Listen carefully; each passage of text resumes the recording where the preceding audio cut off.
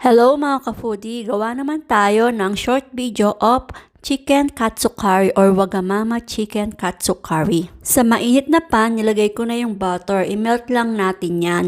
Pag na-melt na yung butter, ilagay na natin yung white chopped onion. Soften na yung ating white onion, ilagay na natin yung ating grated na bawang at luya.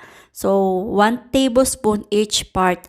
Isunod na rin dito yung 1 tablespoon of plain flour, 1 teaspoon of curry powder, at 1 teaspoon of turmeric powder. Halu-haluin lang natin mga sangkap na yan. Isunod na rin natin yung ating 1 cup of chicken stock.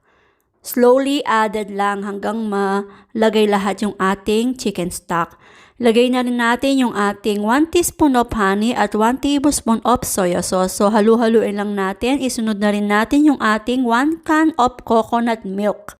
Next step, para sa ating katsu curry sauce, i-strain natin. So optional lang yan. Pwedeng iwag nyo nang i-strain. So ako i-strain ko para smooth yung ating sauce. Haluin lang natin yung ating sauce hanggang maging smooth in low fire. Para naman sa ating chicken breast, slice lang siya ng manipis and then ibabad sa binati na itlog at i-coat natin or i-bread sa breadcrumbs.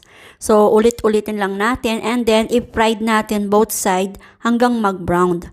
So mag-ready tayo ng plato na may paper towel at doon natin ilalagay yung ating mga napritong breaded chicken. So para ma-drain yung mantika sa paper towel. Next step, preparation. Dahil luto na yung ating breaded chicken at yung ating katsu curry sauce.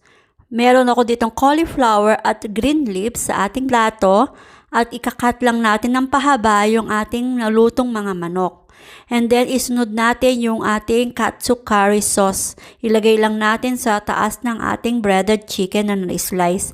So ayan na, meron na tayong Wagamama Chicken Katsu Curry ala Teski. Yum! Thanks for watching!